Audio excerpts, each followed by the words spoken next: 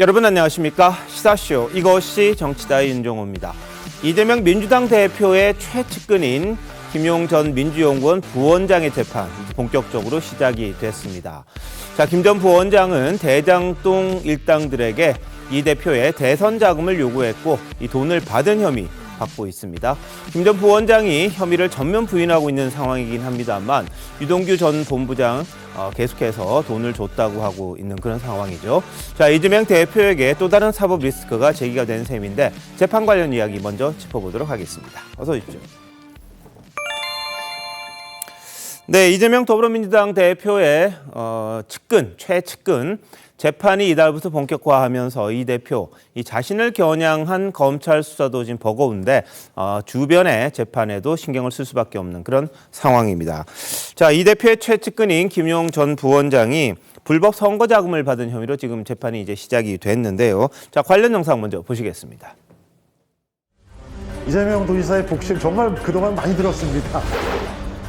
제가 이 차출을 했다고 하면 정확하게 맞을 겁니다. 제 본심과 같은 사람이어서.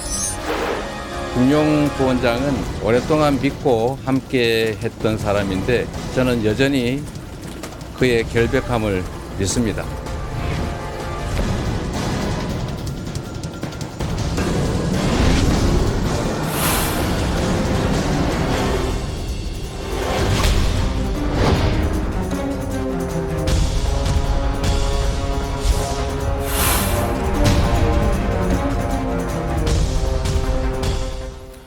네, 김용 전 부원장 어떤 혐의를 받고 있는 겁니까, 송 부원장님? 일단 크게 두 가지입니다. 예. 하나는 정치자금법 위반이고 하나는 뇌물죄인데 예. 정치자금법 위반은 2021년 4월에서 8월 사이에 그때 민주당 대선 후보 경선이 한창이었죠. 네. 그래서 김용 씨가 그때 조직과 자금 조달 역할을 했다고 하는데 예. 유동규 씨에게 20억 원이 필요하다. 그때 호남 지역 유세 때 집중 유세할 때 네. 20억 원이 필요하다. 달라고 했는데 유동규 씨가 그 대장동 민간업자들 남욱 이런 사람들을 통해서 결국 8억 4,700만 원을 줬습니다. 그런데 그때 그 시점에 언론에서 대장동 보도가 나왔기 때문에 그때 중단이 됐죠. 네. 그래서 그중에서 1억 원은 유동규 씨가 전달을 하지 않고 예. 일종의 배달 사고를 냈고 나머지 또 1억 원 중에서 1억 몇천만 원은 제대로 전달이 안 돼서 결국은 6억입니다. 6억. 예. 6억이 받은 혐의고 이것이 정치자금법이고 네. 뇌물죄는 김용 씨가 성남시 의원일 때 예. 그때 대장동 개발이나 아니면은 또 성남 도시개발공사 설립과 관련해서 대장동 민간업자들의 편의를 봐주고 예. 1억 9천만 원을 뇌물을 받은 혐의 그 두 가지가 지금 기소가 됐고 오늘 예. 첫 재판이 시작이 된 거죠. 알겠습니다. 그런데 김 전 부원장 같은 경우에는 중차대한 대선에서 돈을 요구한다는 것 자체가 부도덕하고 어리석고 있으면 안 되는 일이다. 그걸 모를 리가 있느냐? 이 혐의를 전면 부인하고 있는 그런 상황입니다. 이승훈 변호사 어떻게 봐야 됩니까? 이 부분은 재판을 거쳐야 되겠습니다만 실제 김용 본부장은 전혀 돈을 받은 게 없다라고 하고 있기 때문에 사실관계를 좀 더 확인해야 될 것 같고요. 다만 실제 이제 유동규 본부장 얘기도 김용 전 부원장에게 8억 4,700만 원 중에 2억 4,700이 전달이 안 됐다는 거거든요.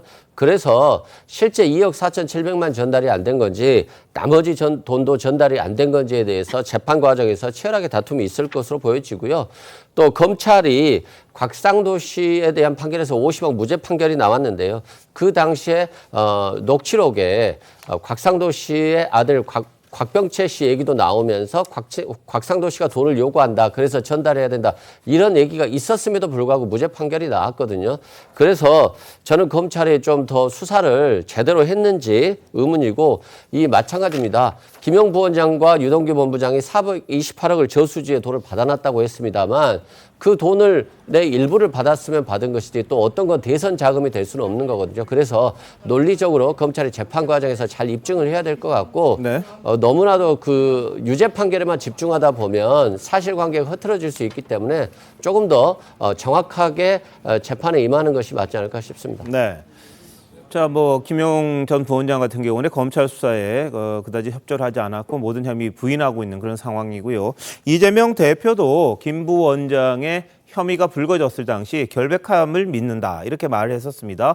하지만 유동규 전 본부장은 김 전 부원장에게 돈을 전달했다 이렇게 또 반대로 주장을 하기도 했었습니다. 같이 한번 들어보시죠. 대선 자금 운운하는데 불법 자금은 1원 본 일도 쓴 일도 없습니다. 김용 부원장은 오랫동안 믿고 함께 했던 사람인데 저는 여전히 그의 결백함을 믿습니다. 다 거짓말 하는 사람들 아닙니까? 결국 그 거짓말은 한계에 도달할 거고 밝혀질 겁니다, 다. 김용한테 얼마 전달된 겁니까? 그럼? 그 김영환 전달은 6억 전달했습니다. 김용 부원장이 그때 왜 왔는지 얼마쯤 들고 갔는지 혹시 그때가 아시죠? 7천만 원을 기억되고요. 온 이유는 돈 받으러 온 겁니다. 네. 어떤 돈을 받으러 그 이재명 대표의 나중에 대선 경선 재판 통해서 그 자세히 나올 겁니다. 네. 자, 뭐, 김용 부원장 이야기, 그리고 유동규 씨 이야기가 전혀 다른 그런 상황입니다. 이재명 대표는 결백함을 믿는다. 이렇게 이야기를 합니다. 근데 그 김용 전 부원장은 이제 구속까지 돼 있는 그런 상황이죠. 자, 최선 변호사, 이거 어떻게 봐야 될까요? 일단 김 전 부원장이 뭐 유동규 씨 그리고 정민용 씨의 공모해서 남은 변호사로부터 8억 4,700만 원을 받았다. 이렇게 검찰은 보고 있는 상황인데 여기에 대해서 그 시기가 대선 예비 경선이 진행되던 2021년 4월부터 8월까지였습니다.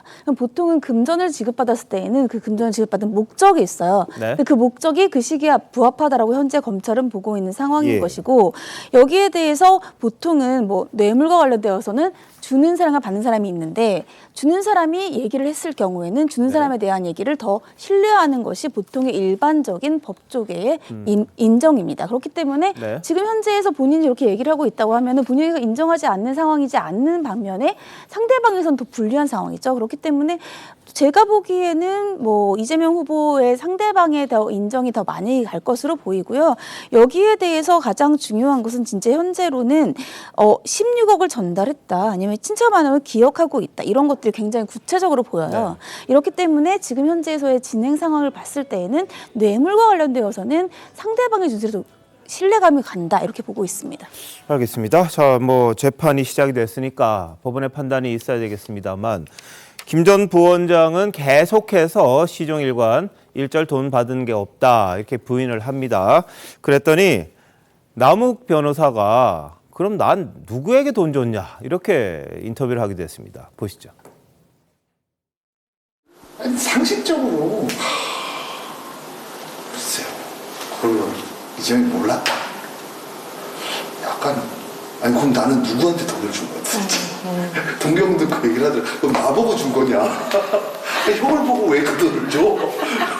형이 거기다 쓴다니까 줬지. 그럼 누구의 선거에 돈을 준 거냐 이거지. 네. 자, 남욱 변호사가 돈을 만들어서 이제 건네준 거죠. 유동규 씨가 부탁을 받았고 김용 전 원장으로부터 부원장으로부터 그렇게 이야기를 했는데 자, 그렇다면 이 돈을 정말 받은 건지 준 건지 어떻게 된 건지 참 궁금합니다. 자, 신지호님 이런 인터뷰는 나와 있고 이 저쪽 그러니까 줬다고 해서 이제 받은 사람은 전혀 안 받았다고 그러고 이게 참 답답합니다. 등장인물이 몇 명이 있는데 돈을 만든 사람이 있고 전달한 사람이 있고 받은 사람이 있고 크게 세 부분 아니겠습니까? 근데 네. 돈을 만든 사람과 전달한 사람은 일치된 진술을 하고 있는데 돈을 받았다고 추정되는 김용 지금 피고인이죠. 근데 저기서는 이제 전면 부인하고 있단 말이에요. 네. 자, 그러면 여기서 이제 우리가 따져봐야 될 게 지금 남욱 변호사 저 얘기는요. 남욱 변호사는요. 저 일이 있기 전에도 이 비슷한 뭐 부동산 개발권 돼갖고 구속된 경력이 있습니다. 예. 그때도 뭐 이제 정치권에 로비를 했다 뭐 이런 혐의였는데요. 그러니까 이 바닥에서는 나름대로 잔뼈가 굵은 사람이고 예를 들어서 지금 저기 그 방금 전에 우리가 본 그 자료 화면처럼 남욱 변호사가 그러면 유동규의 자작극에 속아가지고 뭐 8억 얼마를 만들어준 것인가. 김용의 주장대로 하면은요. 유동규가 마치 김용을 통해서 이재명 당시 성남시장 후보에게 전달해 줄 것처럼 이렇게 거짓말을 해가지고 남욱 일당을 속여서 돈을 사실상 갈취하고 뭐 이런 게 됩니다. 그러니까 지금 보니까 이제 이 그 재판의 쟁점은 그러면 유동규와 김용 간의 진실 공방이 될 것 같아요. 네. 유동규는 전달했다고 예. 김용은 안 받았다. 그러니까 거기까지는 지금 저 만들어서 전달 유동규까지 간 거는 확인이 되는 거 아닙니까? 그러니까 그것만 이제 재판장에서 따지면 될 것 같습니다. 예. 자, 검찰에서는 김용 전 부원장이 유착 관계를 형성한 남욱에게 돈을 받아서 그다음에 김용에게 이 전달했다는 겁니다. 8억 여원을요. 하여튼 수수를 했다는 이야기인데 김용 측 변호인은 뭐라 그러냐 하면 유동규가 김용을 이용해서 남욱에게서 돈을 편취한 사건이다. 그러니까 유동규 씨가 중간에 다 배달 사고를 낸 그런 사건이다. 20억 받은 적도 없고 요구한 적도 없는데 무슨 소리냐. 8억도 모른다. 이런 입장이거든요. 자, 박성민 전 비서관 어떻게 보세요? 뭐 아직은 진실 공방이 펼쳐지고 있는 상황이니까 확실한 사실이라고 확정할 수 있는 것은 많이 없는 것 같습니다. 하지만 일단 유동규 씨의 진술과 김용 전 부원장의 진술이 상당히 배치가 되죠. 그리고 돈의 액수라든지 아니면 돈을 요구한 사람에 대해서도 사실은 진술이 갈리는 부분이 있습니다. 그러니까 배달 사고가 났다라는 것은 사실상 이렇게 보시면 되는 거죠. 김용의 이름을 팔아서 또는 김용 전 부원장에게 전달될 것처럼 유동규 전 본부장이 이야기를 해서 그 자금책들에게 돈을 받았다라는 거잖아요. 이거는 사실 유동규 전 본부장만이 증명을 할 수가 있는 거고 본인의 잘못을 본인이 시인해야만 사실은 확정적으로 우리가 이거의 사실이다 아니다를 따져볼 수 있는 거거든요. 네. 근데 지금 이 재판에서는 사실 상당히 좀 어려운 것이 유동규 씨의 진술로 사실 지금 김용 전 부원장에게 얼마가 전달이 됐다라는 점을 확정적으로 보고 있는 검찰의 시각이 있기 때문에 유동규 전 본부장의 진술에서부터 이 모든 것이 시작이 됐고 여러 가지 이야기가 나오고 있는 만큼 유동규 씨가 과연 자신의 잘못에 대해서 얼마나 솔직하게 검찰에 인정을 하고 털어놓을 것이냐. 이거는 제가 봤을 때 검찰 수사 단계에서는 확인할 수 있는 부분이 아닌 것 같습니다. 그렇기 때문에 김용 전 부원장 입장에서는 그동안 최대한 묵비권을 행사할 수밖에 없었던 이유도 기본적으로 유동규 씨가 주장하는 내용과 본인이 알고 있는 사실관계가 너무 다르다 보니 재판에서 강하게 다퉈보겠다라는 의도가 드러나는 것 같습니다. 알겠습니다. 오늘 근데 유동규 씨 쪽 이야기를 들어보면 6억 전달한 거 다 실토하고 선처를 구하겠다 이런 입장을 내놨다는 겁니다. 그래서 유동규 씨는 자기가 잘못한 것에 대해서는 자기의 그 목만큼 처벌을 받겠다 이런 입장을 지난번에도 이야기한 적이 있었지 않습니까? 김 전 부원장 층에서는 근데 이 유동규 씨의 진술에 대해서 문제를 삼고 있습니다. 대장동 700억 주인도 누군지 모른다고 하다가 최근에는 이 대표 거라고 이야기하는 그런 상황이 말이 안 되는 것 아니냐 뭐 이런 이야기입니다. 어떻게 보십니까? 700억 이야기는 뭐 실제 428억은 그 이야기인데 그건 수사팀이 바뀌었기 때문에 저런 진술이 나왔고 기소 대상자가 달라졌을 때 그 이야기고 지금 핵심은 이겁니다. 남욱을 통해서 정민용 변호사 통해서 유동규에게 간 것은 양쪽에 세 사람의 진술이 일치가 해요. 그런데 유동규가 김용에게 줬느냐? 유동규는 줬다. 김용은 받지 않았다. 이거지 않습니까? 그러면 결국 이것은 검찰이 제시하는 증거가 있어야 되는데 뭐 이것을 입금한 것도 아니고 현금으로 줬다고 하니까 이 증거를 재판부가 어느 정도 받아들이냐 여기에 달려 있는 거죠. 그런데 그때 그 유동규 씨가 그 박스 몇 개를 공개를 했어요. 검찰이 1억 원이 들어가는 박스인데 실제로 1억 원씩 넣어서 박스를 전달을 했다. 그러면서 그와 똑같은 박스가 나에게 있다고 했고 거기에 검찰이 1억 원씩을 넣어봤어요. 넣으니까 전부 다 1억 원씩 딱 들어갔기 때문에 그것을 재판부가 어떻게 인정할지 봐야 되고 또 백팩을 유동규 쪽에서 남욱 쪽으로부터 백팩의 돈을 받았는데 그 안에 있는 돈을 꺼내서 다른 방식으로 줬다. 그리고 백팩을 또 증거가 있습니다. 그 또 하나가 검찰의 공소장에 보면은 돈을 전달했다는 장소가 세 군데가 나와요. 세 군데가 그 돈을 건넨 장소가 성남시 뭐 판교역 인근 그리고 경기도청 인근 길가 또 수원 강교포레나 인근 길가 이렇게 세 곳을 검찰의 영장에서 적시를 했습니다. 물론 이것이 오래된 일이라서 CCTV 같은 것은 남아있지는 않겠지만 이것이 유동규 씨가 어떻게 보면 구체적으로 진술을 하고 있는 거예요. 돈을 전달한 장소 세 군데까지. 그래서 이것을 재판부가 유동규 씨의 이런 진술에 대해서 어떻게 판단할지가 관건인데 이것이 왜 그렇게 중요하냐 하면은 지금 이재명 대표는 대선 자금으로 1원도 받아본 적이 없다고 했지만 남욱 씨는 조금 전에 그런 이야기를 했죠. 누구의 성공을 위해서 우리가 돈 내나. 그러면 이재명 대표를 위해서 줬다는 이야기가 되니까 지금 만약에 김용 씨가 그 본인의 그 핵심 척근인데 나의 분신이라고까지 이야기했어요. 이재명 대표가 김용 씨에 대해서. 그런데 김용 씨가 만약에 받았다고 하면은 본인에게도 처벌이 되지만은 이것은 이재명 대표에게 직접 치명적인 상처가 타격이 되기 때문에 지금 이것을 끝까지 묵비권을 행사하다가 이번에는 또 부인을 하고 있는데 결국 재판부가 판단을 하겠죠. 뭐 물적 증거가 검찰에서 제시를 해야 이 부분에 대한 혐의가 입증이 되지 않나 이렇게 이야기들을 하죠. 근데 어제 잠시 저희들이 언급한 부분이 있습니다. 남욱 변호사의 측근 있죠. 이모 씨. 이모 씨가 이 정치 자금을 전달한 시기, 액수 이런 것들을 메모로 해서 메모로 만들어서 이 했던 게 법원에 제출이 됐다고 합니다. 여기는 리 골프 리스트 이런 식으로 돼 있는 형식인데 날짜 옆에 뭐 5, 1 뭐 이런 식으로 적혀 있다고 해요. 그러니까 며칠 날 5억 원, 며칠 날 1억 원 이런 식의 그 메모가 검찰이 확보해서 법원에 제출했다는 그런 거거든요. 근데 이 부분은 이제 왜 그럼 리 골프 리스트라고 그랬느냐, 뭔지 모르게 하려고 그런 식으로 이 제목을 붙여놨다 이런 주장을 또 하고 있습니다. 자, 이승훈 변호사 이런 거 어떻게 봐야 돼요? 일단 메모가 이모 씨가 남욱 변호사한테 줬다는 거거든요. 그렇기 때문에 이 진술만 가지고는 큰 의미는 없지만 만약에 검찰이 김용 부원장이 유동규 본부장을 만났을 당시에 이 메모된 시기와 돈 지급 전달 시기가 일치한다라고 한다면 의미는 있겠습니다만 그렇지 않고 그냥 이모 씨가 남욱에게 돈을 전달했다고 주장한 시기 메모에 불과하다면 큰 의미는 없을 것으로 보여지고요.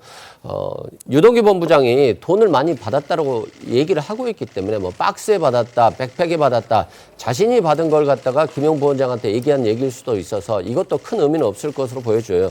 저는 이제 검찰이 고민을 해봐야 될 것들이 녹취록에 곽상도 씨한테 돈을 전달했다고 하는 진술도 있고 또 50억이 실제 전달된 것이 확인됐음에도 불구하고 무죄 판결이 나왔거든요. 네. 이 부분에 대해서도 검찰이 좀 열의를 가지고 수사했으면 좋겠다 이런 말씀 드리고 유동규 본부장이 자백하고 있으니까 진실일 것이다 이렇게 생각할 수도 있지만 유동규 본부장 입장에서 보면 돈을 덜 줬음에도 불구하고 더 줬다거나 이런 건 아니고 돈을 오히려 자신이 준 것보다 덜 줬음에도 불구하고 돈을 더 줬다라고 할 수도 있는 거거든요. 그래서 네. 이 부분도 예. 좀 신빙성으로 확인해 봐야 되고 또 유원홀딩스 통해서 유동규 본부장이 32억 원을 받아서 전처와 현처에게 지급한 돈만 해도 한 12억 정도 되는데 이 부분도 뇌물죄로 기소가 되지 않았다는 거예요. 그러면 유동규 본부장 입장에서 보면 자신이 김용 부원장이나 이재명 대표에 대한 안 좋은 얘기들을 하고 또 자신의 혐의에 대해서 기소가 일부 안 된다라고 한다면 일거양득이라고 볼 수 있기 때문에 네. 그 진술의 신빙성을 재판부가 어떻게 판단할 것인가 예. 그리고 김용 부원장의 변호사들이 이 부분에 대해서 어떻게 네. 잘 대응할 것인가 그 결과에 따라서 유무죄 판결이 달라질 것으로 보여집니다. 자, 그래서 말이죠. 이 김용 전 부원장 측에서는 유 전 본부장이 재직 중에 비리도 저질렀다. 진술한 사람의 인간됨도 좀 봐야 한다. 이런 주장을 합니다. 근데 유 전 본부장은 자신이 보호를 해주려고 그렇게 애를 썼지만 이 배신감 때문에 도저히 참을 수가 없다. 이런 취지의 이야기를 하는 게 있습니다. 한번 들어보시죠. 뭐 배신감일 수도 있는데 제가 좀 착각했다. 라는 생각이 많이 들었습니다.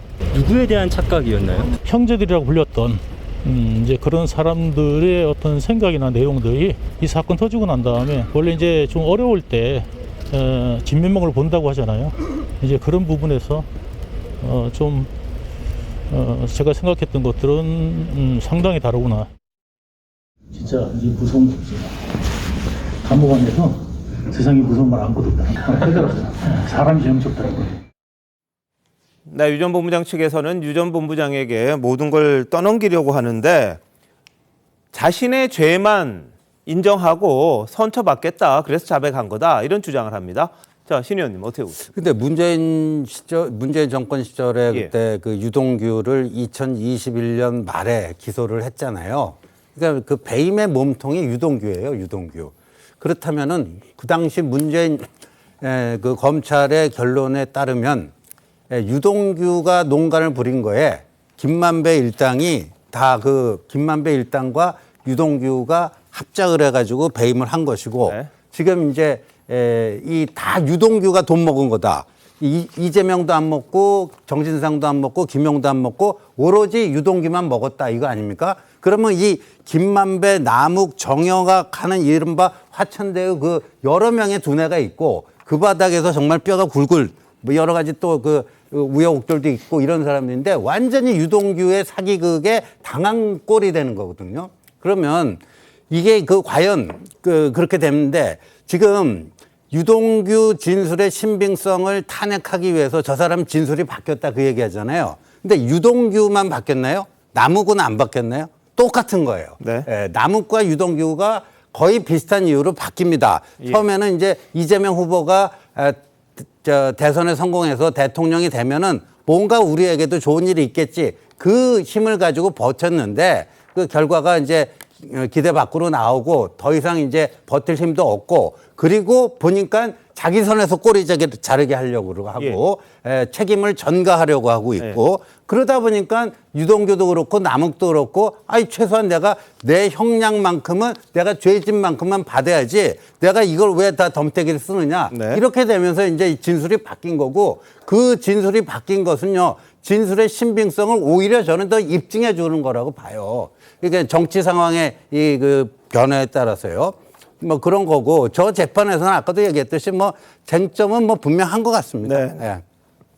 자, 근데 공소장에는요 이런 부분이 있습니다. 이 대표의 성남시장 재선 직후에 김용 부원장 그리고 정 실장, 정진상 실장, 유동규 본부장, 김만배 씨 술자리를 갖고 의형제를 맞았다 이렇게 쓰여 있다고 해요. 김 전 본부장 측에서는 아니 이런 걸 공소장에 쓸 거냐 이렇게 지금 반박을 하고 있다고 합니다. 반발하고 있는데 자, 유 전 본부장이 자신과 정진상, 김용 이 도원결의 언급한 적이 있었죠. 한번 그거부터 들어보시죠. 김용한테 총무님 저 절에 나오니까 못 가겠네. 이번에 우리 그냥 한번 이재명 밀어볼까? 그랬더니 자기도 그랬으면 좋겠대. 그래서 이제 정진상을 보자고 그랬어 나중에. 그래서 정진상 딱 만나가지고 정진상 나 김용 딱 만나서 우리 의형제 합시다. 그리고 한 분의 주군을 모십시다. 술 먹으면서 좋다. 우리 의기투합하면 하자. 도원결의 할 때 정진상이 딱 그러더라고. 우리 나라를 먹자. 성남시장은 출발이다. 궁극적으로는 이재명을 대통령 만들자. 그런 꿈을 갖고 시작한 거예요. 네, 저렇게 이제 주장을 했습니다. 유튜브에 나와서 주장을 했는데, 자, 이 내용이 공소장이 들어있다는 거예요. 근데 공소장 일본주의를 김용 전 부원장 측에서는 강조를 하는데, 자, 이승훈 변호사, 이게 일본주의라는 게 뭡니까? 공소장 일본주의?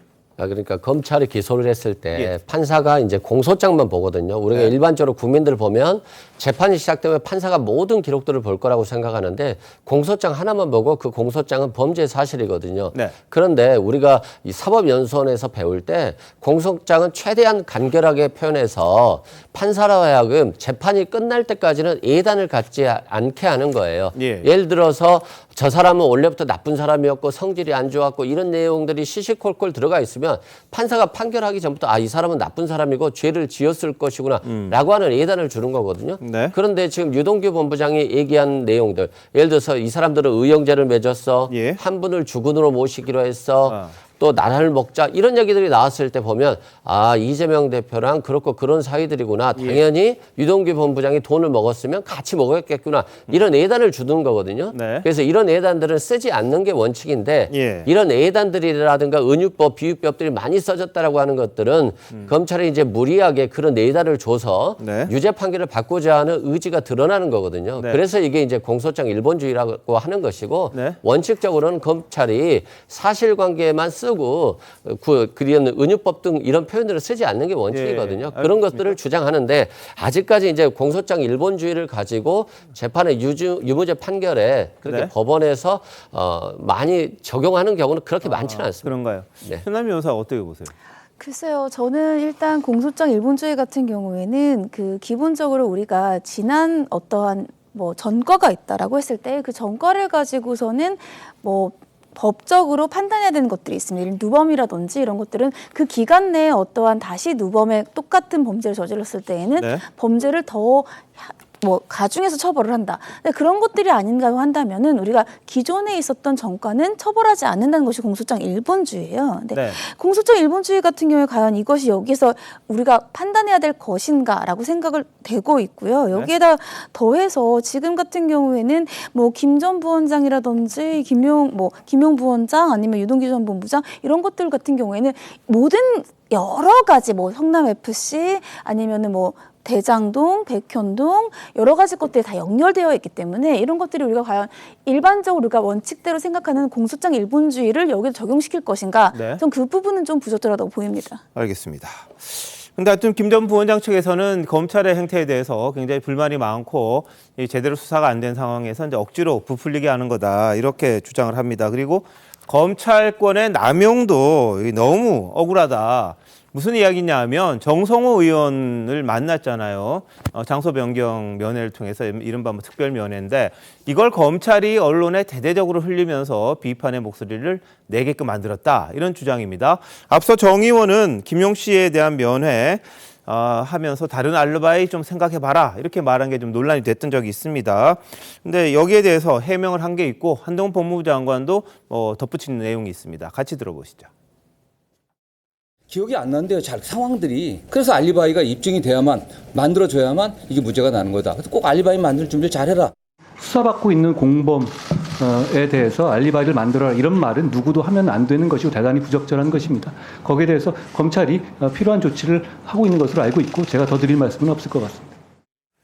네, 친분 있는 국회의원이 와서 위로의 몇 마디 한 걸 이게 검찰이 이렇게 흘릴 거냐 이런 주장이에요. 자, 박 비서관 어떻게 보십니까? 그러니까 그때 상당히 많은 비판을 민주당에서 했죠. 왜냐하면 그럴 수밖에 없었던 것이 일단 이 검찰의 이러한 사실을 이제 언론에 흘려서 비판을 받게끔 정성호 의원의 그 말한 문맥과는 상관없이 마치 이제 피고인에게 알리바이를 잘 만들어라라고 이제 뭔가 지시를 내린 것처럼 또는 회유를 한 것처럼 비춰지게끔 사실 발언이 많이 소비가 됐었습니다. 하지만 그 앞뒤 문맥을 살펴보시면 그 말이 왜 나왔느냐라고 보면 김 전 부원장 같은 경우는 뭐 기억이 잘 나지 않는다. 본인이 있었던 일에 대해서 이런 부분이 걱정이 된다라고 해서 아주 통상적으로 법조인으로서 그냥 해줄 수 있는 조언 정도 또는 위로 정도를 해줬다라고밖에 볼 수가 없는데 이 사실이 마치 이재명 대표 구속영장 청구할 때도 증거인멸의 우려처럼 비춰지게끔 이 사안을 사용을 했거든요. 전 그런 점에서 검찰의 행동이 상당히 무리했다라고 생각을 하고 그리고 사실 그 상황을 생각해보면 상식적으로 옆에서 누가 그 접견 내용을 적고 있고 그것이 때로는 이제 기록으로 남아서 공개가 될 수 있다는 사실을 알면서 그 자리에서 불법적인 행동을 하는 사람이 어디 있겠습니까? 네. 그리고 심지어 정치인이 가서 그런 부적절한 발언을 한다, 의도를 가지고 회유를 한다, 이런 건 사실 있을 수 없는 일인 거죠. 상식적으로 생각해봐도 문맥을 따져봐도 발언의 단어 자체는 문제를 삼을 수 있겠지만 그것이 증거인멸이나 회유의 수단이 아니었다는 점을 잘 알 텐데 이것을 굳이 이런 식으로 소비를 했어야 됐나라는 생각은 듭니다. 그렇죠. 정성호 의원의 뭐 릴레이 그 특별면회 이것은 워낙 말이 나왔기 때문에 이것은 일단은 그 알리바이는 기억을 하는 것이 이제 만들거나 생각하는 게 아닙니다. 그런데 알리바이를 특별면회에서 만들려고 했다는 것은 저는 이것이 조금 전에 이야기했던 뭐 도원 결의 아니면은 그 대한민국을 먹자 이런 것이 왜 공소장에 들어갔느냐 이것과도 연결된다고 생각하는 것이 이번 사건은 다른 사건과 달리 이 돈을 만든 사람, 전달한 사람, 이 사람들 외에 한 사람이 있어요. 이 수혜를 본 사람, 특혜를 본 사람. 그것이 검찰의 주장대로라면 그렇습니다. 이재명 대표라는 한 사람이 있습니다. 그리고 그것에 대해서 수사가 되고 구속이 되고 하니까 지금 정성호 의원도 가서 일종의 뭐 해유를 했다 이런 분석까지 나오는 것이 이것은 다른 사건과 달리 정치 공동체, 지금 정치 공동체라는 표현이 나왔었죠. 정치 공동체이기 때문에 이렇게 여러 가지 도원 결의를 했던 이야기도 쓰고 다 쓰는 거예요. 그리고 이거 지금 저 민주당 주장은 딱 하나입니다. 뭐냐면은 이 유동규 씨가 배달 사고 냈다는 쪽으로 지금 가고 있는데 자, 유동규 씨가 20억을 요구를 해서 8억 4천을 받았죠. 받았는데 그중에서 1억은 유동규 씨가 배달 사고가 냈다고 검찰이 밝혀냈어요. 그리고 1억 4천은 그때 받았는데 그때 대장동 사건이 이슈가 되면서 다시 반환했다. 이것도 검찰이 밝혀냈습니다. 그러면은 검찰이 밝혀냈다면은 여러 가지 어떤 정황으로 밝혀냈겠죠. 뭐 통장 거래를, 통장 입출금 거래라든가 뭐 금융 계좌를 통해서 밝혀냈다든가 했는데 그러면 1억은 밝혀내고 1억 4천도 반환된 걸 밝혀냈는데 그 6억에 대해서는 전혀 그것이 배달 사고 났다는 것을 검찰도 다 검증을 했을 거 아닙니까? 1억이 그렇게 배달 사고가 났습니다. 그러면 검찰에서는 그것이 배달 사고가 났지 않았다고 판단을 해서 이 기소를 한 거고 법원도 그걸 받아들인 거죠. 법원도 받아들인 이것을 지금 계속 어떤 완전히 이재명 죽이기 이렇게 접근을 하는 것은 좀 이해하기 어려운 부분이 있습니다. 이 변호사 하실 말씀 있어요? 네. 일단 뭐 우리 전 국민이 영화를 보면서 알리바이라고 하는 것에 대해서 다 알고 있는 거예요. 예를 들어서 살인의 누명을 쓴 주인공이 영화에서 나오는데 굉장히 어려운 과정을 통해서 자신의 억울함을 밝혀내는데 결국에는 그 살인 그 시간에 그 장소에 없었다는 걸 입증하는 거거든요. 근데 김용 부원장이 구속돼 있는데 어떻게 알리바이를 만들겠어요? 알리바이를 기억해내는 것이죠. 그래서 그냥 단순한 말을 가지고 너무 검찰이 이걸 굳이 언론에까지 흘려서 마치 정성호 의원이 증거를 어떤 교사 위조한다거나 이런 것까지 보는 것들은 교도관이 옆에 보고 있는데 너무 부당하다 이런 생각이 들고 유동규 씨의 진술로 아마 2억 4,700을 되돌려받았다 이게 나왔을 것 같아요. 1억 원은 유동규가 주지 않았다. 1억 원은 줬다가 돌려받았다. 1억 4천은 주지 않고 자기가 썼다. 이렇게 진술을 한 것 같거든요. 그래서 만약에 이게 현금이고 부정한 돈을 유동규 씨가 받았다라고 하는 것이기 때문에 그걸 갖다가 은행 계좌에는 넣지 않았을 것으로 보여지고요. 이 부분은 아마도 유동규 진술에 국한될 것이고 그렇기 때문에 재판부에서도 고민이 될 거예요. 정말 유동규가 돈을 줘놓고 안 줬다고 하는 건지 안 줘놓고 줬다고 하는 건지 이건 고민이 될 부분이기 때문에 재판 과정에서 치열히 밝혀질 것 같고 저는 유동규 씨가 자백을 하고 본인의 잘못을 자백하는 사람이고 국민들에게 굉장히 피해를 끼쳤다는 사람이잖아요. 근데 유튜브에 나와서 마치 자신의 영웅담, 대담을 하는 것처럼 뭐 시리즈로 발표를 한다? 이건 범죄 사실을 자백하는 사람의 입장이 아니라고 보여집니다. 알겠습니다. 뭐 유튜브 관련해서는 좀 이따가 한번 또 논의를 해보도록 하고요. 지금 말씀하신 것처럼 이 재판이 주목받는 이유, 김 전 부원장이 이재명 대표의 최고 측근이기 때문입니다. 김 전 본부장의 공소장에 특히 또 이 대표 이름 무려 57번 등장한다고도 알려져 있습니다. 자, 정작 당사자인 김 전 부원장보다 언급 횟수가 더 많기 때문에 마치 이재명 공소장 같다 이런 말까지 나왔었던 겁니다. 그렇기 때문에 이 재판 결과에 따라 이재명 대표에 대한 또 다른 혐의가 나타날 수 있는 가능성도 있어서 더 주목받습니다. 자, 한동훈 장관이 국회에서 이재명 대표 체포 동의안에 대해서 설명할 때도 김용 전 부원장 이름 언급됐었습니다. 보시죠. 정진상과 김용, 유동규 그리고 김만배는 의형제를 맺고 대장동 개발사업자의 사업자 선정을 약속했습니다. 2014년 성남시장 선거 당시에 정진상과 김용은 김만배 일당으로부터 뇌물 수억 원을 받았고 김용은 2021년 이재명 대선 경선 자금으로 8억 원이 넘는 돈을 받아 구속되었습니다. 네, 자, 이 김용 등장합니다. 뭐 이재명 대표가 뭐 다 공인했던 최측근 중에 측근이다 보니까 김용 전 부원장의 이 뭐 뇌물 수수라든지 대선 자금, 정치 자금 수수라든지 이런 것들이 인정이 되면 이 대표가 연관이 없다고 할 수는 없지 않겠느냐. 이게 많은 사람들의 생각일 수 있어요. 어떻게 보십니까? 근데 대장동 사건이 크게 두 부분 아닙니까? 성남시가 더 많은 이익을 환수할 수 있었는데 그 민간업자들에게 그 이익을 몰아줬다라는 그 배임 혐의고요. 그다음에 이제 부정한 돈을 받았느냐, 그 뇌물 혐의, 배임과 뇌물이에요. 그런데 지금 이재명, 김용, 정진상 이 3인은 그 모든 것이 다 그 유동규가 한 것이다. 유동규가 한 것이다 그러는데 그리고 문재인 시절에 검찰도 그 배임의 몸통이 유동규다 그러는데 그러면 되게 무능했던 거 아닙니까?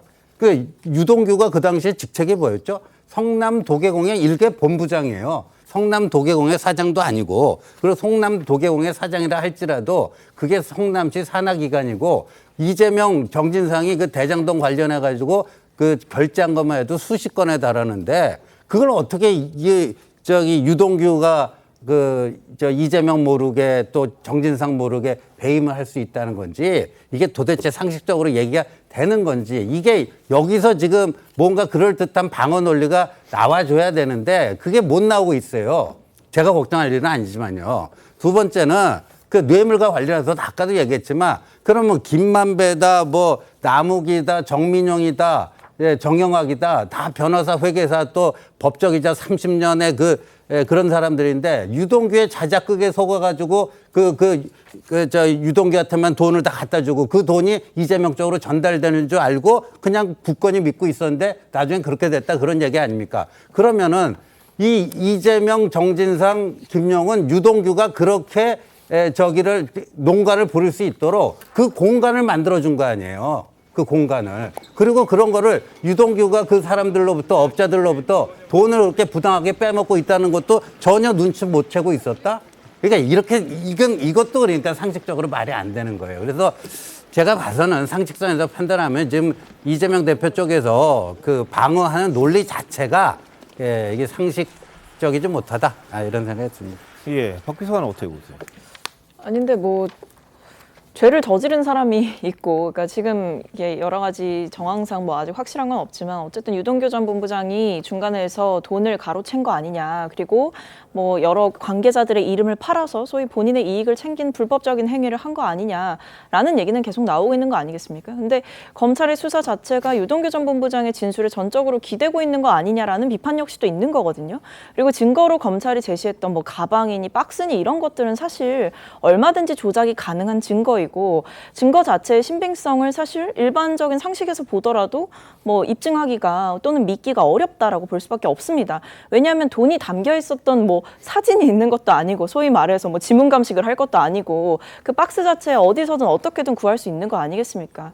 그러니까 이런 식으로 지금 사실은 여러 사실관계가 아직 확정되지도 않은 상황에서 주장끼리 부딪히고 있는 상황인데, 여기서 이재명 대표가 얼마나 알고 있었냐, 이 모든 것이 이재명 대표가 알지 못한 채로 이뤄진 일이라는 것이 맞는 이야기냐, 이런 주장에 대해서도 사실 그것을 어떻게 김용 전 부원장이 아니다, 사실이 아닌 것을 아니다라고 한 내용을 어떻게 더 증명을 할 수가 있겠냐 싶은 거예요. 왜냐하면 유동규 전 본부장이 계속해서 나는 누구한테 돈을 줬고 이건 다 이재명 대표에게 간 거다라고 주장을 하는 것도 결국에는 본인이 그렇다면 구체적으로 일자를 특정하든 시간을 특정하든 장소를 특정해서 이야기를 해야 되는데, 뭐 특정 21년도 같은 경우에는 일자조차 제대로 이야기하지 못하고 뭐 장소도 뭐 말이 바뀌는 거 아니냐, 이런 식으로 진술이 엇갈리고 있다는 것 자체가 유동규 씨의 주장이나 진술에만 기대서 이 사안을 파악하기에는 상당히 무리가 있다라는 거죠.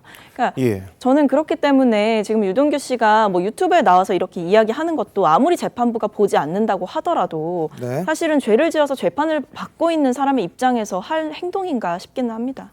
예, 뭐 유튜브 관련해서는 유동규 씨가 어떤 주장을 하냐 하면, 그럼 다른 민주당 의원들이나 다른 사람들이 나와서 정진상 실장 측이나 이런 사람들이 나와서 자신을 공격하는 건 괜찮고 본인이 유튜브에 나와서 하는 건 안 되냐, 이런 반박을 하긴 하더라고요. 그건 어떻게 보세요?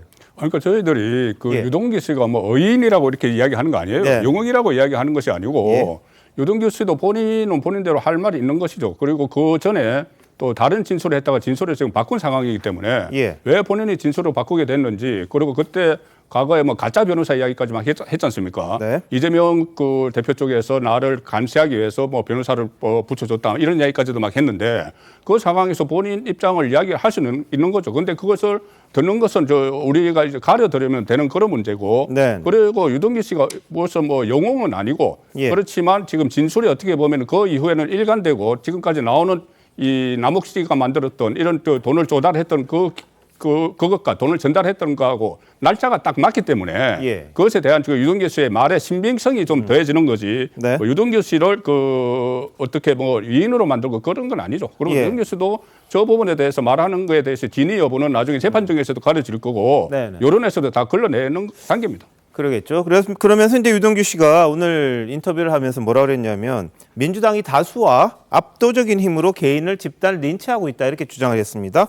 자, 앞서 유동규 전 본부장 민주당 강성 지지층에 대해 불만을 드러낸 적이 있었는데요. 한번 보실까요? 예전에 친문 분들이 이제 이재명을 공격할 때 X팔이라고 그러면서 소위 얼마나 욕을 했습니까? 지금 소위 개딸이라는 분들 좌표 찍고 저까지 지금 공격하고 있습니다. 그러니까 본인의 죄가 있으면 본인의 죄만 받으면 됩니다. 그리고 아니면 밝히면 됩니다.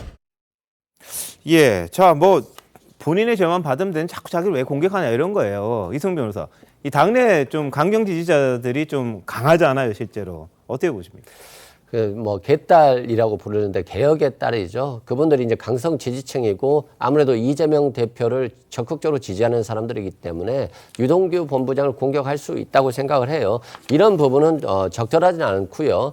다만 이건 민주당의 행동과 개혁의 딸이라고 하는 지지자들의 행동은 좀 구별되어야 되는 거거든요. 지지자들이 어떤 행동을 했을 때 당대표가 하지 말라라고 말해서 하지 말라고 한다면 이건 정말 당대표가 움직일 수 있는 조직인 거잖아요. 그래서 그건 더 안 좋다고 보여지고 저는 유동규 본부장도 본인이 잘못을 하고 있다고 얘기를 했었기 때문에 어느 정도의 비난은 당연히 감수할 것 같고 감수해야 되고, 이재명 대표라든가 김용 부원장, 정진상 실장도 국민의힘이라든가 다른 측에서 보면 굉장히 비판을 많이 받고 있고 좌표 찍기를 당하고 있는 거예요. 그런 측면에서 모든 사람의 지금 위치는 비슷하다. 결국 결국에는 진실을 말하는 것인데 이 진실은 법원의 재판을 통해서 이루어지는 것이고 증거를 통해서 이루어지는 것이기 때문에 뭐 본인이 유튜브를 통해서 나는 내 자신은 정말 정당한 사람이고 너희들은 잘못된 사람이야 이렇게 떠들 수 있겠습니다만 그것도 뭐 당연히 자유주요. 개딸들이 떠드는 거하고 똑같은 것이니까 그렇지만 국민들 보기에 그렇게 좋지 않다는 것이고요. 네. 이 재판에 있어서 결과적으로 국민들은 굉장히 실망하고 있고 지금 정치권 전반으로 불신이 커져가고 있잖아요. 그런데 이런 행동들 또한 그것 중에 하나다라고 볼 수 있겠습니다. 알겠습니다. 자, 한편 서울신문 보도가 하나 있는데요. 그걸 보면 유동규 전 본부장이 최근 주변에 한 이야기라고 합니다. 김만배 씨가 자신과 친분이 깊었던 이화영 전 부지사를 통해서 이해찬 전 대표를 이재명 대표의 정치적 후견인이 되도록 도운 걸로 안다. 지금 대장동 쪽하고 쌍방울 쪽하고 이게 또 엮이는 이런 이야기를 유동규 씨가 했다고 그래요. 그러면서 이제 정진상 전 실장이 이 일이 생기면서 드디어 우리에게도 정치적 아버지가 생겼다. 이렇게 기뻐했다는 거거든요. 자, 최단 변호사, 이거 어느 정도 신뢰가 있을까요? 예를 들자고 한다면 쌍방울과 관련되어서는 뭐 대장동도 마찬가지입니다. 과연 이재명 대표까지로 이것이 언제 엮여져 가려고 한다면 중간 고리가 필요하다 네. 이렇게 볼 수가 있는데 예. 중간 고리를 대장동이라고 한다면은 뭐 예를 들면 김용이라든지 정진상 실장인 것이고 지금 뭐 쌍방울과 관련된 것이면은 관련되어 있는 사람들인 것이죠. 근데 그런 사람들이 지금 현재로는 진술이 이재명 대표를 위해서 하고 있다라고 한다면은 그 연결고리가 없는 것인데 그런 것들이 지금 이번 얘기를 통해서 연결고리가 엮일 수 있다. 여기 이렇게 얘기를 할 수가 있는 것이고 여기에 대해서 지금 이재명 대표 같은 경우에는 나는 이제까지 아무런 내용이 없기 때문에 난 잘못이 없다라고 하지만 불구하고 모든 예를 들면은 이 이재명 대표와 관련되어서는 뭐 대장동, 성남FC 쌍방울 이런 모델이 다 연결되어 있습니다. 네. 그리고 말씀하신 것처럼 어떠한 하나의 예를 들면은 뭐 진술이라든지 뭐 증인 같은 경우들이 다른 곳에서 또 증인으로 나올 수 있거든요. 그렇기 때문에 여기서 진술한 것이 다른 곳에서 진술될 수 있기 때문에 네. 이재명 대표 같은 경우는 점점 본인의 그런 어떠한 유죄와 관련된 것들이 압박되어서 오고 있다라고 느낄 수 있다라는 생각이 들고 있습니다. 네.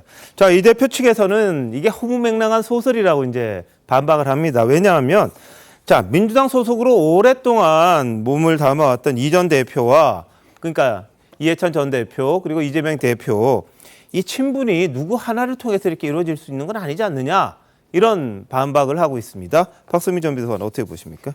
아니, 반박 그대로 이제 이해를 하시면 될 것 같은데 네. 일단 이재명 대표가 당 밖에 있던 사람이 아니지 않습니까? 예. 물론 지자체장 생활을 하면서 뭐 여의도 생활을 하신 거는 아니지만, 그러니까 국회의원 생활을 하신 건 아니지만 사실 과거에 뭐 부대변인도 하셨었다라고 들었거든요. 그러니까 그만큼 당에서 오랫동안 몸담았던 사람이 이재명 대표이고 그리고 당시 대통령 후보였던 시절을 생각해 봤을 때 이해찬 대표 같은 분은 사실 진보 진영의 큰 어른이시고 민주당 입장에서는 상당히 이제 영향력을 가지고 있는 분입니다. 지금도 뭐 상임 고문으로 역할을 하고 네. 계시고. 그러니까 이 정도의 정치적인 영향력과 역사를 가지고 계신 분이 이재명 대표를 누군가의 소개로 만나서 지원을 결정한 만큼 판단력이 흐리거나 사사롭게 본인의 뭔가 영향력을 사용하실 분이 아니라는 점이 상식적으로 납득이 가능한 것이고요.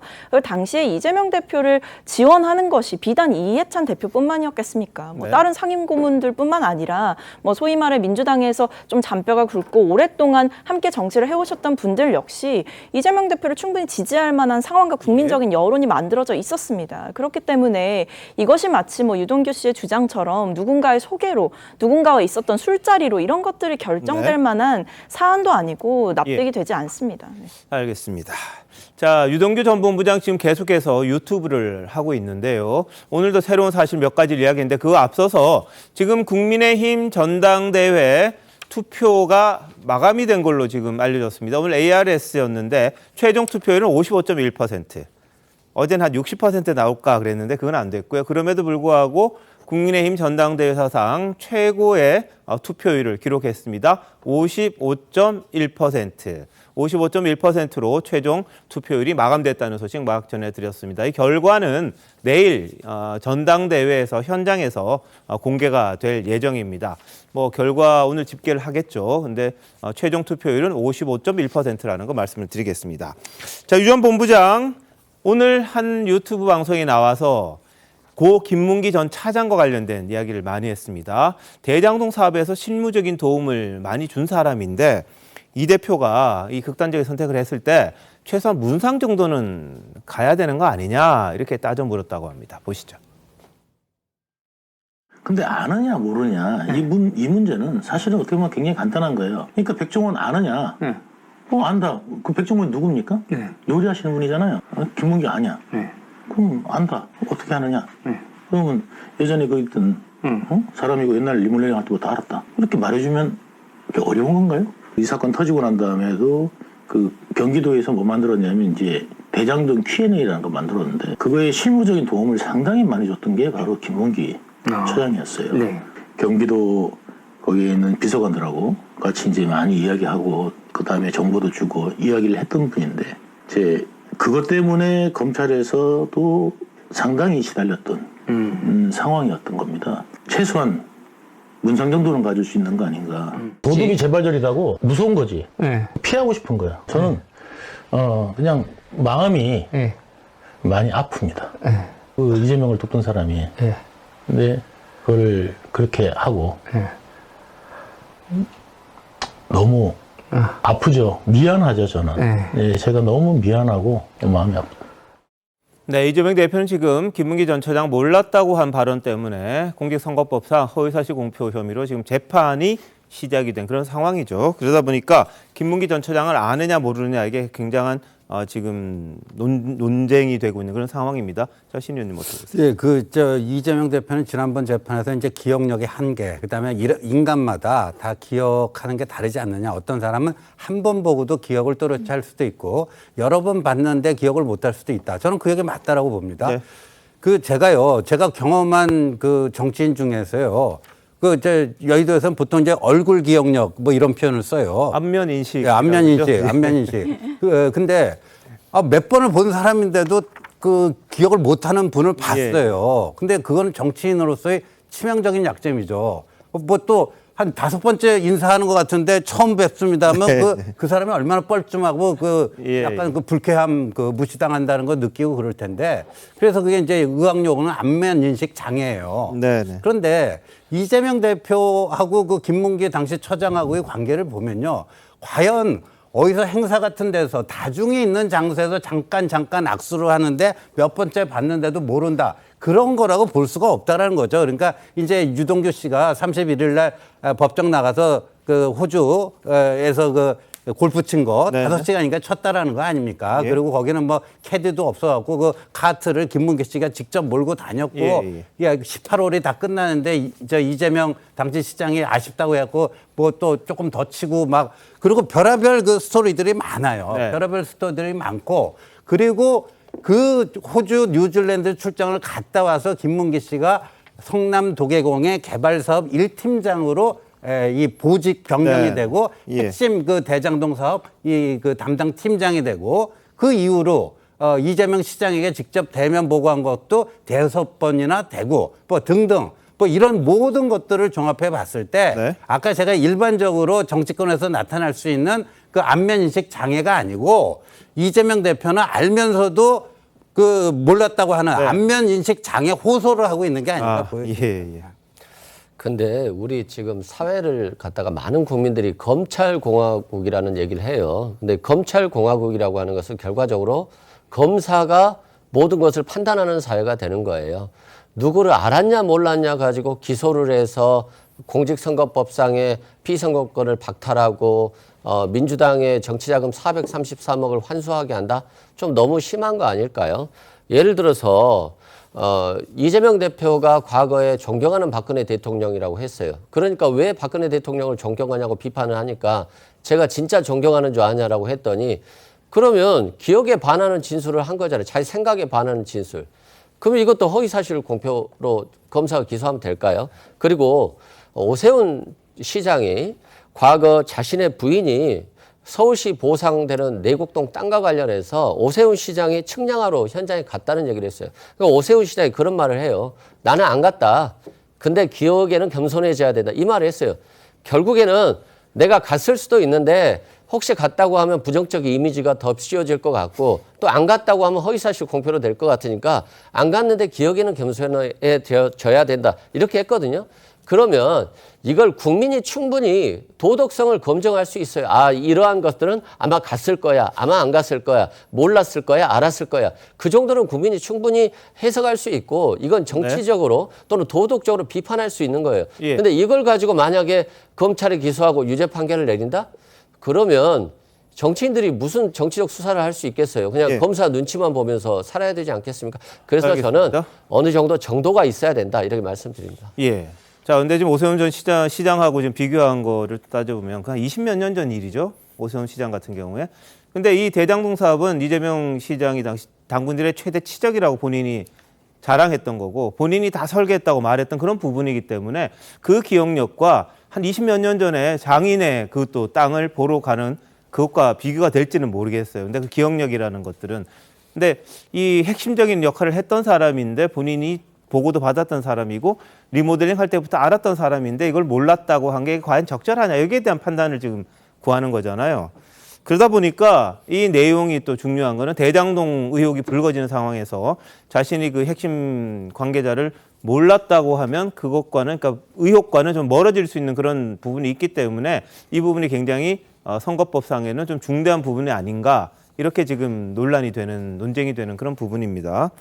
근데 유동규 전 본부장이 오늘 또 유튜브에서 뭐라 그랬냐면 김문기 전 처장과 이재명 대표가 골프를 호주에서 같이 했던 상황을 아주 세세하게 증언을 했습니다. 보시죠. 홈가이드는 다른 사람들 다 이제 싣고 가고 일정 가고 저하고 이재명하고 거기 멜버른에서 골프장을 이제 셋이 가게 된 거죠. 한 16번 홀인가 17번 홀에 갔어요. 갔는데 이재명 시장이 아, 이거 다 끝나가네. 이제 아쉬워하시더라고. 이제 18홀까지니까. 그래갖고 한 11번부터 다시 쳐가지고 좀 끝내자. 이제 보는 사람 없고 치는 사람 없으니까 거기다 들어가서 3명이서 티샷을 다 날렸어. 또 남의 홀에 들어가서 치니까 또 티샷도 잘 돼. 너무 웃긴 거야, 셋이서. 김문기 차장도 많이 준비해왔거든요. 골프장, 뭐 장비나 이런 것들을. 시장님 공 많이 잊어먹을까봐. 그래서 이제 공도 많이 챙겨오고 이제 그랬겠다고요. 이제 서포터도 다 하고 카트 다 몰아주고 이제 가서 시장하고 많은 이야기도 하고 이제 그랬고 예전에 그 리모델링 이야기도 하고 이제 이런저런 이야기를 다 했지. 근데 그걸 기억 못 하신다고요? 예, 자 유동규 전 본부장의 주장입니다. 당시 상황을 저렇게 설명을 합니다. 어떤 상황이었고 카트도 몰아줬고 그렇다면서 많은 이야기했고 리모델링 이야기까지 했는데 이걸 모른다? 이렇게 지금 주장을 하는 건데 지금 리모델링 이야기 나눴다고 하지 않습니까? 저는 그 이재명 대표가 성남시장 시절에 그 김문기 씨를 몰랐을 리 없고 또 왜 지금 모른다고 해야 되는지 제 나름대로 좀 취재를 하고 파악을 한 게 있는데 그때 호주 뉴질랜드 갈 때 11명이 갔습니다. 11명이 갔는데 전부 다 성남시청 소속이고 단 2사람 유동규 김문기 씨만 성남도시개발공사 소속이에요. 그런데 그때 같이 그 호주 뉴질랜드를 갔을 때 시찰 명목이 뭐였냐면은 판교 그때 트램이라고 이 도로에 그 레일 위로 달리는 기차 있지 않습니까? 그것을 건설을 하기 위해서 호주와 뉴질랜드가 선진국이니까 그걸 시찰을 한다고 해서 갔습니다. 판교 트램은 아직 되지도 않고 있는데 그런데 그때 수행자 11명 명단을 보면은 대부분이 다 교통 관련 사람들이에요. 성남시청의 교통행정국장부터 뭐 그 주무관들도 있고 교통 관련 아니면은 기획처 그리고 홍보처 이렇게 돼 있는데 성남도시개발공사의 김문기 씨는 당시에 택지개발팀장이었어요. 그런데 트램 그 시찰을 가는데 왜 택지개발팀장이 같이 갔느냐. 그리고 공교로운지도 모르지만은 저기 2015년에 1월 달에 다녀오고 나서 불과 20일 있다가 하천대유가 설립이 됩니다. 그리고 또 얼마 되지 않아서 그 특수목적법인 성남의 뜰이 또 설립이 돼요. 그래서 어쨌든 저기 다녀오고 나서 대장동 사업이 굉장히 그 급속도로 진행이 되고 그 대장동 사업을 총괄적으로 실무에서 진행한 사람이 김문기 처장이고 그 위에가 또 극단적인 선택하는 유한기 씨가 있고 그 위에가 유동규가 이렇게 돼 있거든요. 그런데 지금 그때 당시에 갔을 때 리모델링 이야기까지 했다고 하면은 그 성남도시개발공사에서 온 사람들과 했겠죠. 그 전문가가 원래 이 김문기 씨의 전문이 건설회사에서 리모델링 팀장을 했습니다. 사업부장을 했어요. 그래서 그 전문가라서 그 이야기를 나누는데 몰랐을 리가 없고 왜 지금 몰라야 되냐고 하면은 그때 이후에 김문기 씨가 이 실무적으로 대장동 사업을 다 총괄을 하고 특히 그 초과 이익 환수 제도에 대해서 이 조항을 반드시 넣어야 된다고 3번이나 위선에 건의를 했다는 것이 예. 가족들의 주장이잖아요. 네네. 그런데 거기서 결국 안 들어갔습니다. 초과이익 환수 제도가. 그래서 민간업자에게 청문학적인 이익이 갔기 때문에 만약에 김문기 씨를 그때부터 안다고 하면은 그 대장동 사업이 어떻게 진행이 되고 초과이익 환수제가 배제가 되고 이런 것도 이재명 시장이 알아야 되는 거예요. 네. 그래서 지금 그 몰랐다고 이렇게 파악을 몰랐다고 하고 그때도 몰랐다고 하고 지금도 몰랐다고 하는 이유가 전체적으로는 네. 그런 이유인데 결국은 단 2사람 특히 리모델링 이야기를 했으면 리모델링 전문가 이 김문기 씨가 같이 갔는데 다른 사람은 다 교통 관련이고 예. 그것을 몰랐을 리 없다 그런 생각이 드는 거죠. 예. 자, 뭐 진실은 법정에서 밝혀져야 될 수밖에 없는 상황이고요. 재판은 이제 계속되고 있습니다. 지난주에 처음으로 출석을 했고 다다음 주 금요일 또 이재명 대표는 법원에 나가야 합니다. 공직선거법 위반과 관련해서요. 자, 근데 내부의 문제도 심상치가 않습니다. 민주당 내부에 지금 친명계, 비명계 대립 고조되고 있는 그런 상황입니다. 박홍근 원내대표가 내일 비명계인 이원욱, 윤영찬 의원 등과 이제 만찬을 가지면서 당내 소통 강화한다고 합니다. 근데 다만 박홍근 원내대표 이제 임기가 얼마 안 남은 상황이라서 이제 마무리하는 그런 느낌일 겁니다. 새로운 원내대표가 이제 당을 또 책임져야 될 그런 부분이 있는데 이 대표는 오늘 당 내부 질문에 대해 일본 강제징용 사안만 언급을 했습니다. 보시죠. 인적 쇄신에 대해 좀 요구 나오시는 것 같은데 어떻게 판단하시는지. 대표님 혹시 또 당직 개편에 대해서 생각해 두신 바 있으신지 궁금합니다. 당내 소통은 지금 어떻게 하고 계신지 더 노력하겠다 하셨는데 지금 강제동원 문제로 이제 전 국민들이 관심이 높습니다만 이게 과거 위안부 부당 합의와 비슷한 그런 경로 중에 하나가 아닌가 생각이 됩니다. 앞으로 한일 관계가 종속 관계로 전환되는 하나의 계기가 되지 않을까 하는 큰 걱정이 있습니다. 네, 그러면서 이재명 대표는 중앙일보 난 내용인데요. 민주당 의원들 만나서 이제 한 의원의 상가에 갔을 때 있었던 일이라는데 야만의 시대에서 문명의 시대로 가야 한다 이렇게 이야기했다고 합니다. 여기서 문명이라는 게 이제 문재인 전 대통령 그리고 이재명의 명 이걸 합쳐서 문명의 시대. 그러니까 같은 한 몸으로 가야 되는 게 아니냐 이런 취지로 이야기는 했다 그래요. 박준 비서관 어떻게 보십니까? 그러니까 지금 문재인 전 대통령을 소환을 하신 건데 네. 일단 두 분의 만남이 여러 차례 있기는 했었죠. 당대표가 되시고 네. 나서도 사실은 평산마을에 가서 문 전 대통령과 여러 가지 이야기를 나눴고 그 뒤에 사실 문재인 전 대통령께서도 일상적인 표현이기는 하나 그럼에도 불구하고 이재명 대표에게 좀 힘을 실어주신 부분이 있었습니다. 네. 이재명 대표를 중심으로 민주당이 뭉쳐야 된다 이런 얘기를 문재인 전 대통령께서도 하신 걸로 보면 어쨌든 둘 다의 목적은 민주당이 더 잘 되는 길을 고민하고 있다라는 점에서 공통 분모가 있다고 볼 수밖에 없죠. 그리고 사실 지금 민주당 안에서뿐만 아니라 이제 외부에서도 지금 이 여러 가지 소위 계파별 갈등이 좀 심화가 되고 있는 상황이고 친명계 비명계로 나뉘어서 서로가 서로를 익명 인터뷰를 통해서든 공개적으로든 비판을 하고 있는 상황이 좋은 상황은 아니거든요. 근데 이 혼란을 수습할 수 있는 건 사실은 이재명 대표가 먼저 사실 수습을 해야 되는데 네. 그 효과적인 수단을 아직 본인이 고안하지 못한 것이 아니냐라는 의구심이 있을 뿐만 아니라 이 모든 이 계파 갈등을 조금 무마하고 통합할 수 있는 인사는 사실상 문재인 전 대통령만 있는 거 아니냐라는 이야기도 있는 거거든요. 그래서 정치적으로 문재인 전 대통령이 다시 등판한다 이런 일은 사실 없겠지만 이재명 대표가 이제 문재인 전 대통령을 이야기를 꺼낸 것은 어쨌든 본인의 리더십에 좀 힘을 실어달라라는 이야기를 한 번 더 거듭해서 반복을 하면서 본인이 이재명 개인으로서 이 민주당의 리더가 아니라 민주진영의 리더로서 본인이 한번 서보겠다라는 이야기를 문재인 전 대통령을 함께 이야기하면서 한 것으로 풀이됩니다. 알겠습니다. 그리고 당내에서 이제 강성 지지층에 대한 문제 제기가 일부에서 있습니다. 근데 이재명 대표도 자제해달라 말은 했습니다만 유인태 전 국회 사무총장 같은 경우에는 이 대표가 마지못해 만류한 것처럼 보인다 이렇게 또 꼬집었습니다. 보시죠. 단일대우로 간다고 그러면 그 내년 총선의 희망이 그렇게 보이는 모양이죠. 그분들한테는. 이재명 대표가 지금 SNS에 글 올려서 말리긴 했습니다만 더 적극적으로 말려야 한다고 보세요?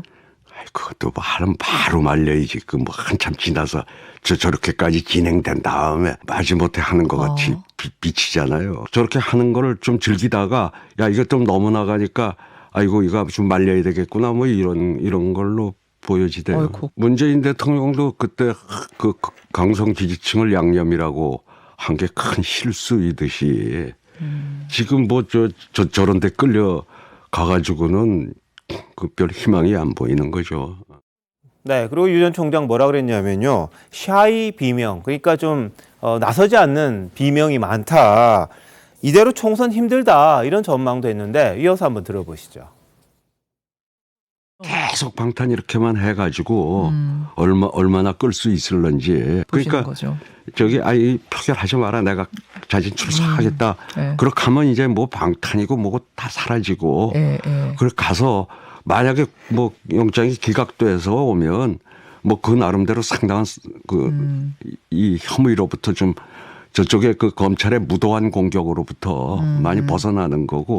샤이 비명이 많다 막 이런 얘기도 나오는데 뭐 그것도 어느 정도 사실일 거예요. 대부분 이대로는 참 총선이 어렵다. 우리가 그 방탄에 동원돼서 그 표결에 그렇게 하는 게 이래가지고 총선 제대로 치르겠냐. 이제 이 위기감이 이 대표가 이건 결자해지하는 게. 네. 자, 추후 영장실질심사 나가라 이런 취지로 이야기했고 지금 총선 이 상태로 어렵다고 보는 사람들이 있다 이런 취지로 이야기를 합니다. 신 의원님 보실 때는 어때요? 근데 이제 이재명 대표가 문명의 시대, 그래도 문재인 전 대통령과의 어떤 연대 이런 것들을 강조하는 게 뭐 일리는 있어 보여요. 그런데 왜 하필 요 타이밍에 이렇게 나오는가? 뭐 며칠 전에 개딸들이 수박 7적 처단하자 제일 첫 번째 등장하는 분이 문재인 대통령이거든요. 근데 그때는 별 얘기 없더니 왜 요때 요 타이밍에 그러는가? 그러니까 이재명 대표가요 지난번 체포동의안 표결 있기 전에 비명계 의원들하고 개별 또는 뭐 그룹으로 여러 차례 식사 자리 뭐 티타임 하면서 했는데 기대했던 바와는 달리 이른바 이탈표가 많이 나오지 않았습니까? 그러니까 평상시부터 꾸준하게 진정성을 갖고 한 거랑 뭔가 위기에 닥쳐서 그 위기를 모면하기 위한 하나의 방편으로서 이렇게 접근하는 거는 국회의원들이요. 거기 뭐 겉으로 표는 안 내지만요. 그거 다 꿰뚫어 보고 있거든요. 네. 예. 그런 점에서 지금의 이제 뭐 문명을 강조하고 뭐 이런 것도 또다시 있을 그 추가적인 구속영장 청구와 체포동의안 표결을 대비한 뭐 그거 아니냐. 뭐 지금 이렇게 보는 게 유인태 전 사무총장의 뭐 시각인 것 같아요. 네. 자, 당내 상황 어떻게 보세요, 이송준 변호사는요? 일단 당 원로의 조언이시기 때문에 친명 비명을 떠나서 귀 기울여야 된다 생각되고요. 또 이재명 대표는 당 대표로서 통합과 소통에 앞장서고 결국엔 자신의 리더십을 발휘해야 되는 거거든요. 그런데 앞으로 또 체포동의안이 나왔을 때는 또 통과될 우려도 충분히 있는 것이기 때문에 이재명 대표가 더 당 대표로서 소통에 임해야 된다. 이건 뭐 당연한 것 같고요. 또한 비명계라고 일컬어지는 의원님들도 개개의 헌법기관이기 때문에 자신의 목소리를 내주는 게 더 좋다고 생각해요. 왜냐하면 아무런 목소리도 없는 채 압도적으로 체포동의안을 부결시키겠다라고 하는 얘기만 나오다가 갑자기 무효 기권표와 찬성표가 나오다 보니까 민주당 지지자들이 좀 충격을 받았던 건 사실이거든요. 이것들은 결국에는 굉장히 좋지 않은 결과로 이어질 수 있기 때문에 저는 이재명 당대표도 소통하고 또 비명계도 자신들의 입장을 솔직하게 국민들과 또는 당 지도부에 전달하는 게 맞는 거예요. 괜히 숨어 있다가 갑자기 이런 표결이 나오면 서로 간에 안 좋고 이것들이 결국에는 통합에도 우려가 있기 때문에 저는 사실대로 서로가 자신의 의견들을 표출하고 또 그런 이견 속에서 또 통합과 조화를 이뤄낼 수 있는 것이 중요하다고 보여집니다. 자, 근데 대놓고 반대하면은 나중에 불이익 같은 거 그런 거 의식하지 않을까요? 그게 어떻게 보면은 이 건전한 토론 같은 거를 막는 하나의 이 장애물이 될 텐데, 뭔 여야 다 마찬가지일 겁니다. 대놓고 했을 때의 그 불편함 그런 것들을 어떻게 극복하느냐, 그것도 하나의 그 숙제가 아닌가 싶기도 합니다. 자, 이런 가운데 유시민 전 노무현 재단 이사장은 이재명 대표에게 불체포 특권 포기하지 마라, 재판정 드나드는 것 부끄러워하지 말라, 윤석열 대통령이 가하는 조리돌림을 인간적, 정치적, 법률적으로 견뎌내기 바란다. 이렇게 이야기했습니다. 그리고 이 윤 대통령이 정치 깡패짓 하고 있다. 이런 식으로 정면 비판을 했습니다. 이재명 대표도 지난달에 검찰에 출석하면서 이 회술래 같은 수치다. 이런 심경을 밝힌 적이 있었죠. 한번 보시죠. 많이 억울하고 많이 힘들고 많이 괴롭습니다. 포토라인 플래시가 장렬하는 이 공개 소환 회술래 같은 수치입니다. 그렇지만 제 부족함 때문에 권력의 하수인이 된 검찰이 이제 권력 그 자체가 됐습니다. 모두 제 업보로 알고 감수하겠습니다. 공개 소환도 세 차례나 했지만 몸의 갈증을 견디며 모두 응했습니다. 목표물을 잡을 때까지 하는 사법 사냥입니다. 네, 유시민 전 이사장 깻잎 한 장 차이로 대선에 졌기 때문에 당하는 오늘의 수모다. 견딜 힘이 있다. 이렇게 말하기도 했는데요. 어떻게 들으셨어요? 유시민 전 이사장이 정말 민주당을 아껴서 진보 진영을 아껴서 하는 말인지 본인이 어떤 선동가적인 기질을 그대로 이야기하는 건지 저는 후자 쪽이라고 보는데 이재명 대표도 지금 뭐 해술래까지 이야기를 했지만 이 비공개 출석을 요구하면 됩니다. 네. 정진상 씨도 비공개로 출석을 했어요. 그런데 본인이 언론들이 보는 데서 정치 발언을 하기 위해서 공개 출석을 한 겁니다. 그런데 그것을 해술래라는 표현으로 또다시 또 정치적인 이 발언을 하는 것이고 지금 저는 169명 민주당 의원들 중에서 그때 138명이 그 부표를 던졌죠. 그렇다면은 138명이 전부 다 친명이냐? 그건 절대 아니죠. 이 안에 사이 비명이 엄청나게 들어가 있습니다. 그래서 저는 이 민주당이 이게 갈수록 그 상당히 이 비명계에서 행동을 하지 않을 수 없는 지경에 이른다고 보는데 좀 전에 말씀을 하셨지만은 다시 2차 체포 동의안이 들어가면은 그 가결될 가능성이 지금 상당히 크죠. 그래서 민주당에서 나오는 일종의 꼼수가 뭐냐면은 안민석 의원하고 김민석 의원이 그런 이야기를 했는데 아예 투표 보이콧입니다. 투표 보이콧을 하면은 국회법에 이 재적의원 가반 출석에 가반 찬성이기 때문에 가반 출석이 안 되면은 169명이 출석을 안 하면 투표를 못 하게 되죠. 그것을 하자고 하는데 지금 국회법상으로는 그렇게 하기가 어렵다는 거예요. 왜 그러냐면은 72시간 이후에 계속 새로 열리는 본회의에 계속 상정이 됩니다. 그렇죠. 그러면은 그것을 총선까지 끌고 갈 것이냐. 이렇게 여러 가지 탈출구가 막혀 있기 때문에 지금 이재명 대표로서는 본인을 희생하는 그런 선택이 필요한 거죠. 알겠습니다. 자, 이재명 대표를 둘러싼 사법 리스크는 계속해서 뉴스를 만들고 있습니다. 유동규 씨도 오늘 또 법정 나온 다음에 뭐 기자들 만나서 몇 마디 했다 그러는데요. 그건 내일 한번 전해드리도록 하고요. 자, 다음 이슈 넘어갑니다. 윤석열 대통령 오늘 튀르키예에서 이 지진 피해 현장에서 고생했던 해외 긴급 구호대 민간 관계자들을 영빈관으로 초대했습니다. 그래서 오늘 오찬을 했는데요. 준비한 화면 한번 보시죠.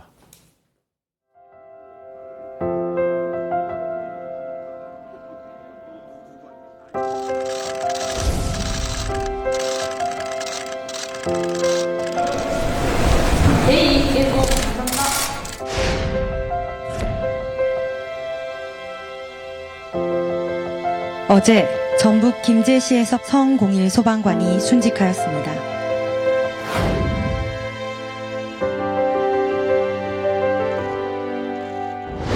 구조 현장은 총알만 날아다니지 않았지 전쟁터와 다름없었습니다. 주민들은 사랑하는 가족을 잃고 울부짖었으며 걱정이 많이 됐는데 정말 고맙게 생각합니다. 튀르키예 구호 현장에서 보여준 여러분의 그 연대 정신은 한국과 튀르키예가 어려울 때 서로 돕는 진정한 친구라는 점을 다시금 일깨웠습니다. 네, 윤 대통령 부부 구호 현장에서 이 다리에 상처를 입었던 119 구조견, 이 토백, 해태, 이 부상 부위도 살폈고요. 이 구조견과 관계자들까지 격려를 했다고 합니다. 그 중에는 이제 구조견 토리도 있습니다. 토리는 여러 명이네요, 보니까. 토백이도 있고 해태도 있었고요. 다친 애들은 토백하고 해태인데 이렇게 부위 살펴보고 그랬다고 합니다. 자, 이런 가운데 지금 김건희 여사 대한민국 정책 브리핑 홈페이지에 배너 광고에 등장을 했다고 해서 또 눈길을 끌었는데요. 자, 어떻게 등장했는지 한번 보시죠. 저도 여러분의 새로운가 되겠습니다.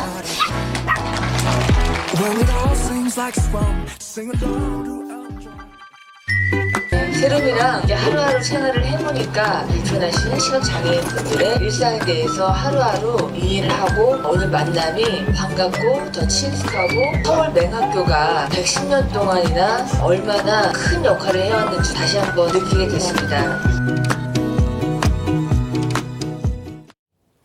네. 자, 1분 남짓 영상인데요. 은퇴한 안내견, 세롬이 입양하는 엄마로 등장을 했다고 합니다. 자, 역대 부인 최초로, 대통령 부인 최초로 서울 맹학교 입학식에도 참석했었는데, 그걸 이제 정책 브리핑에 넣었어요. 자, 여사가 나오는 게 흔한 일은 아닌 것 같은데. 어때요? 네, 말씀하신 것처럼 역대 대통령 부인 최초로 서울 맹학교 입학식에 참석을 한 영상이고요. 네. 여사님 같은 경우에는 아무래도 이제 대통령과는 달리 어떤 좀 소프트한 외교를 하고 있는 상황인데 거기에서 하고 있는 것들이 예를 들자면은 환경과 관련된 것이라든지 아니면은 조금 저소득층과 관련된 것이라든지 네. 그런데 가장 말씀하셔야 하는 것이 이런 동물권과 관련된 부분입니다. 예. 본인들이 굉장히 많이 예를 들면 강아지라든지 고양이들을 키우고 있는 것은 다 알고 있는 부분이고 여기에 대해서 말씀하신 것처럼 이번에 맹인 안내견, 네. 은퇴한 맹인 안내견이에요. 은퇴한 맹인 안내견을 입양한 엄마로 지금 영상에 등장을 한 것인데 여기서 앞으로도 든든한 동반자가 되게 이렇게 약속을 했고 네. 여사님 같은 경우에는 이제까지도 계속해서 동물권과 관련된 것을 항상 중요시하고 있기 때문에 이 부분도 관련되었다고 생각이 듭니다. 알겠습니다. 자, 아까 전해드렸습니다만 국민의힘 전당대회 투표 55.1%로 마감이 됐습니다. 자, 역대 최고인데 윤 대통령 내일 전당대회 와서 이제 축사를 한다고 합니다. 관련해서 정진석 국민의힘 비대위원장 이야기 한번 들어보시죠. 대통령은 내일 참석하시죠? 네, 내일 오전에 참석하십니다. 내일 한 사람의 손을 들어줄 수가 있는 날입니까? 아니면 어떻습니까? 반반인 것 같아요. 투표율이 높은 것만 가지고도 이것은 누구에게 유리하다 불리하다가 갈려요. 의견이. 네, 이런 가운데요. 김기현 후보에 대한 홍보를 대통령실 직원이 가세해서 지금 논란이 되고 있는 그런 상황입니다. 자, 다른 후보들은 김 후보 사퇴를 주장하고 있습니다만 김기현 후보 관여한 게 없다 이렇게 일축하고 있습니다. 한번 보시죠. 역대 가장 혼탁한 전당대회가 되고 말았습니다. 저희 두 사람은 당을 위한 충정으로 다음의 사항에 합의했습니다. 김기현 후보는 책임을 지고 즉각 사퇴해야 합니다. 최후 통첩입니다. 오늘 바로 사퇴하십시오. 만약 사퇴하지 않는다면 불법 선거와 대통령실 행정관의 전당대회 개입에 대하여 함께 싸울 것입니다. 대통령실에 폐를 끼치는 후보입니다. 대통령실에서 김기현 후보가 얼마나 못 믿어오면은 저렇게까지 하겠습니까? 김기현 후보 이번 논란은 저는 못 버틸 거다. 결국 사퇴하는 수순으로 가지 않겠느냐. 저도 황당해서 아니 그걸 왜 내가 사퇴했든 이유인지 잘 모르겠습니다만 기승전 김기현 사퇴로만 연결시키는 그런 모습으로 자꾸 하니 당원들이 역정이 나신다. 저도 사실은 내용을 잘 모릅니다. 제가 관여한 것도 아니고. 네. 자, 신조 의원님 당내 일 어떻게 보십니까 지금? 아니 그러니까 사퇴를 요구할 수는 있어요. 그러나 거기에 합당한 얘기해야 되는데 그 청와대 시민사회 수석실 행정관 그 행정관이 맞고 그렇게 무슨 전화를 하고 단톡방에 개입을 했다. 그게 부적절한 행위다고 하더라도 그게 왜 바로 김기현 사태로 연결이 돼야 되는지 또 안철수 후보는 또 강승규 시민사회 수석 공수처에 고발을 했어요. 그러면 그게 그 행정관 개인의 일탈인지 아니면 조직적인 업무 지시에 의한 것인지 이런 거 파악도 않고 무조건 위만 때리는 저렇게 하니까 저 순수성, 문제 제기의 순수성 자체가 오히려 의심이 됩니다. 자, 어떻게 보세요, 이분? 그러니까 이번 그 경선이 처음에 윤심 논란부터 아주 그 윤심 논란이 경선의 한 중심에 있었어요. 중심을 쳐서 그 이후에 일어난 모든 것들이 윤심 논란과 관련이 있습니다. 나경원 전 의원의 사퇴라든가 또 경선 룰을 바꾸는 것까지 전부 다 윤심 논란인데 이 윤심 논란은 결국은 윤석열 대통령이 이 여당의 친정 체제를 구축하겠다는 네. 그 의도거든요. 이준석 트라우마 때문에. 그래서 여러 가지 윤심을 비롯해서 논란 때문에 여러 가지 이 잡음이 나오는데 경선이 끝나면은 아마 저 정리가 될 겁니다. 알겠습니다. 누가 대표가 돼도 당내 수습 필요할 것 같은데 과반 넘어서 바로 나올지 내일 한번 지켜보시죠. 잠시만요. 대한민국 이슈의 중심, 스타쇼 이것이 정치다. 여기까지입니다. 내일 다시 찾아뵙겠습니다. 고맙습니다.